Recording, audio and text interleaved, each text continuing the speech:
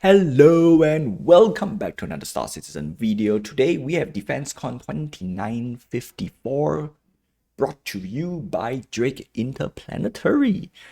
Now the fun bit about Drake Interplanetary, it is in my opinion the best bang for your buck ship brand out there.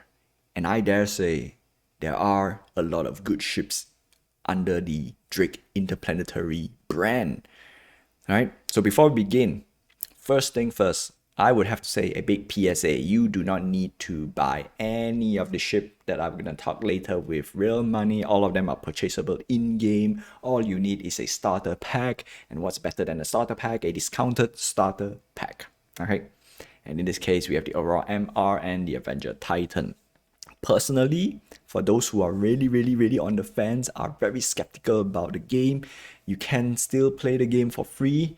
The free flight event is still ongoing, but if you really want to dip your toe in, but you do not want to spend a lot of money, my go-to recommendation is just pick up the cheapest of the cheap, which is the Aurora MR starter pack.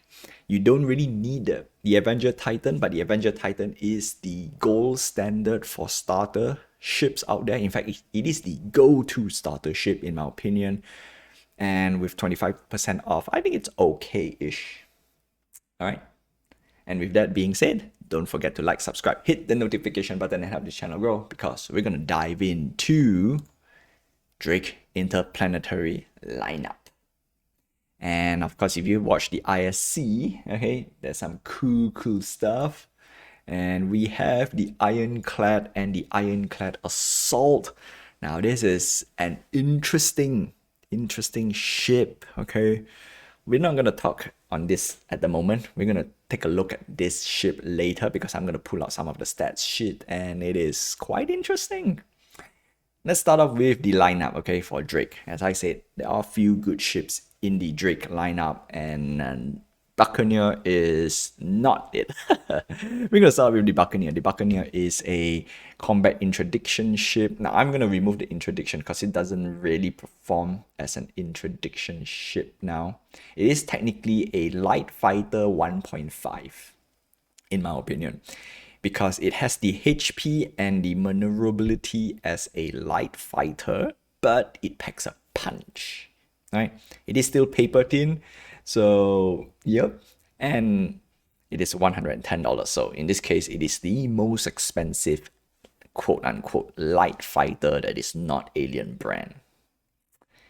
No, actually, the Alien light fighter. Do we have an Alien light fighter? Oh no, we do have. Okay, yeah, but I'm not gonna bring that up because Alien is usually a whole different area by itself.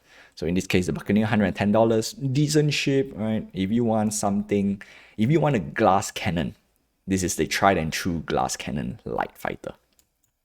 Next up, we have the Drake Caterpillar. Now, the Caterpillar is a very interesting ship because the Drake Caterpillar is the modular ship out there. And if you have seen the Retaliator, now I would say the Caterpillar is literally Retaliator times 10. Without the bombing module. it does way much more as a utility ship. Now, unfortunately, it's not implemented in the game at the moment, so it's going to be a transport and a heavy freight ship at the moment. $330. It has a special upgrade offer. If you want to upgrade more expensive ship, I think the Caterpillar is a good pick for you to upgrade. Right? Yeah, so you want to chain your upgrade offer as best as you can. Next up, we have the Corsair, and this is technically, after lots and lots of consideration, it is my number one pick for both solo pilot and multi-crew pilot out there. That's right, this ship is soloable, and at the same time, it has a little bit of extra stuff for friends to play with. At $250, the price tag is actually very enticing. Okay, it is not cheap, but it is not too expensive if you compare to other multi-crew ships out there. And that's why the Corsair is my number one pick. It has more pew capability versus my previous number one pick, which is the Constellation series, namely the Constellation Andromeda and the constellation Taurus. Okay, if you don't want to spend that amount of money, right, $250 for a Corsair, then the Constellation series is a very, very solid pick. The Andromeda at $240 and the Taurus at $200. Yeah, not much of a price difference if you look at it, but it is still cheaper. So, yeah. But the Corsair is way too, it's way too good to pass out. If you want to play multi-crew, yeah, I think the Corsair is still the best pick. If you don't want to spend $250, that's fine, because it's still earnable in-game. That's the fun part, okay? Next up, we have the Cutlass series. Now, the Cutlass is my number 2 pick in general, right? If you do not know what ship to fly, the Cutlass is the next best upgrade, right? And it's usually the progression is simple. Avenger Titan, if you earn enough, get the Cutlass series, and then once you finish up with the Cutlass, you earn a little bit more, get either the Constellation series, or straight away you save up and go for the Corsair. That's it. That's the progression, right? It's a 3-ship progression step. And Cutlass Black is number 2. All right. Now, the Cutlass series has 2 more hull specific. Okay, you know what? The Cutlass has 3 hull variants. Black is your base. Blue is your bounty hunting and interdiction again. I would call it bounty hunting, okay? Because it's really a bounty hunting ship. And of course, my favorite, in fact, this is the number 2 pick, the Space Wambulance. Now, because the respawn capability has come back, the Cutlass Raid literally is the number 2 pick, okay? Literally, because it has the same firepower if you fly solo for all the Cutlass series. The Cutlass Black has a little bit more pew-pew if you fly with friends, which is good, right? But however, the Cutlass Raid doesn't really need a friend anymore. You can fly this solo and you can respawn. That is a huge deal. Now, it comes with 2 medical beds, right? 2 tier 3 medical beds. So it is still kind of a multi-crew ship in a way. But the respawn makes Cutlass Raid my number 2 pick. Okay, respawn, and it has enough pew-pew for all your PvE needs. I wouldn't say you can do the best bounty hunting PvE, but in general, it's like, yeah, you can do almost everything, which is crazy good. Next up, we have the Cutlass Steel. Okay, yeah, so it's 4 more variants, right? Base plus 3. I almost forgot this guy, right? Because the Cutlass Steel is a very odd ship. At the moment, it is a drop ship. It is a combat drop ship. It's technically the budget Valkyrie. Okay, I'll put it this way, the budget Valkyrie. At $235, I would say I would skip this, okay? I will skip this. But it is a budget Valkyrie, so it is technically a solid pick. If you don't want to spend too much money on a Anvil Valkyrie, that's at $375. Yeah, $375 versus $235. I'll let you choose, okay? I'll let you choose. I would say just go into the game, fly the ship, fly the Valkyrie, see which one you like the more. Next up, we have the Cutter. So the Cutter is the starter ship for Drake. So we have the Cutter at $45. We have the Cutter Rambler at $50. This is technically an exploration ship. And we have the... it is technically not an exploration... See, this is weird right now, okay?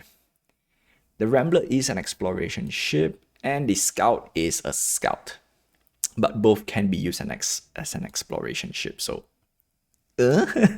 yeah, questionable. In my opinion, the Cutter, it's okay. You know, it's okay. It is technically number 2.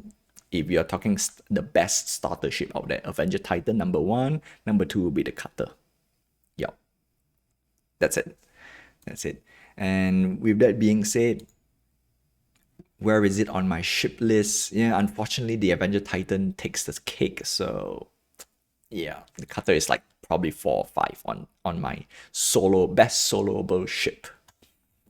Or rather, yeah, but it's a starter ship, so I'm not going to include the list. You know what? Take that off. I'll scratch that. I won't include because it's not... it's a starter ship, okay? You want to upgrade to a better ship, so that's why I have my special list. Next up, we have Drake Dragonfly. This is a ground vehicle. As all ground vehicle, it's an easy skip, just buy in game. Next up, we have the Herald. Now, the Herald is an odd ship. Again, it is a cool ship, but because it's a data running ship, and data running is not really in the game at the moment, so it is a ship that I don't know how to recommend. That's it. Yeah, it's just weird. Next up, we have the Ironclad at $450. Finally, we see the price tag. I was guessing, and unfortunately, I did not put a price tag before I do this video or before they reveal the price. So, to me, it costs probably around the price tag that I would have guessed. Yeah.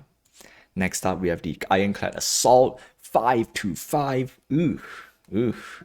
We want to see what's the difference, right? What warrant the extra $75? Next up, we have the Kraken at 165. Oh, this is the... To be honest, I love the Kraken because it's a light carrier. It's literally, right, market itself as a light carrier. Unfortunately, with this price tag, I can't do it. As much as I love the ship, I can't do it. Next up, we have the Privateer at $2,000. The difference between the Privateer and the base Kraken is just a light carrier. The Privateer has market, which means it's basically a Kraken plus the Barnu Merchantman. I don't know. I don't know. I can't spend that much. Okay, you know what? If I can't spend that much, I can't recommend. But it's a nice ship. Really, it's a really, really nice ship. Next up, we have the Mule at $45. This is a ground transport ship. So this is a good complement vehicle to Kraken and for Ironclad as well. All right. So that's about it. Like I said, vehicle, get it in game. Last but not least, we have the Vulture. This is a solo pilot or single pilot, single person salvaging ship. And as all, what do you call this, niche specialization ship, right? Specialization ship can't really go far. It's usually right now in between the $150 to $200 price tag. The question is, which one would you like more? Do you want more salvaging or do you like more mining? So in this case, you have options, which is nice. And at the same time, there's only one ship per specialty or specialized profession. So decision is very simple. Yep. And with that being said, that's it. That's the whole entire Drake lineup. Yeah. Now, before we end, we're going to look at the Drake Ironclad and we want to see what cool stuff do we have. Okay. So number one, okay, I believe this is what people would do because we have a big, all right, retractable roof. The Drake Ironclad can be used as a I want to see, is it pseudo? No, a makeshift pocket carrier. Okay, straight up. I'm gonna guarantee you, lots of people were gonna try to shove as much ship as they can into the hull and see if it sticks. Yeah, but either way, the Drake Ironclad is cool. Plus, it has a detachable command module. This is also available on the Caterpillar. Yep, that's why very, very exciting. Now, what we want to know is we don't care about the rest. We care about two things. We care about we don't care about tractor beams. We care about the SCU, right? Retractable armored roof. We don't care about that. We care about this. 1,536 SCU worth of cargo at $450. This is literally way better pick compared to the Hercules.